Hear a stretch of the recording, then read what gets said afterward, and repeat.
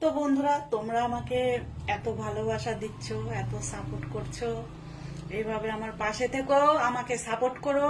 আর দেখেছো আমি সেজেছি, মেকআপ করেছি, আইলাইনার পরেছি আজকে। আমাকে কেমন লাগছে সেটাও বলবে।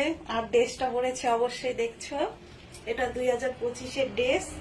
তো তো নাইটির উপরে ব্রা করেছি, তোমরা কিছু মাইন্ড করো না, কিছু মনে করো না, ঠিক আছে? আমি বললাম যে 2025-এর নিউ ড্রেস, তো সবাই তো পড়তে পারে না, সবাই পড়েও না। তোমরা শুধু বলো যে বৌদি নিউ স্টাইল দাও, তো সেই কারণে আমি পড়েছি, তোমরা কিছু খারাপ মনে করো না প্লিজ। বন্ধুরা, তোমাদের মনোরঞ্জনের জন্য আমি এরকম ড্রেস পরেছি। কেননা আমি তো পয়সা পাচ্ছি না, বা আমি সেরকম ড্রেস এখন কিনতে পাচ্ছি না, কিন্তু তোমরা বলো যে বৌদি নিউ স্টাইল দাও, সেই কারণে আমার এই ড্রেস পরা, ঠিক আছে?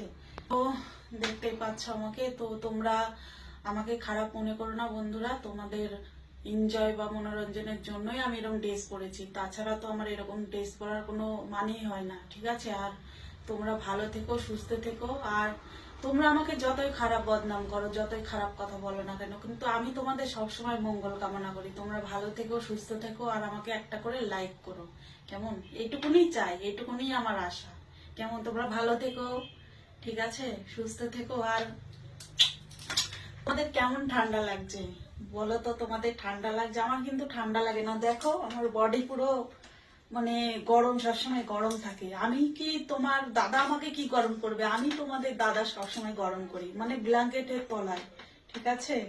তো তোমরা কিন্তু কেউ কোল বালিশ নিয়ে শুও না, সবাই বউকে জড়িয়ে ধরে শুও, তাহলে সব গরম হয়ে যাবে, বুঝলে? বিশেষ করে বিছানা।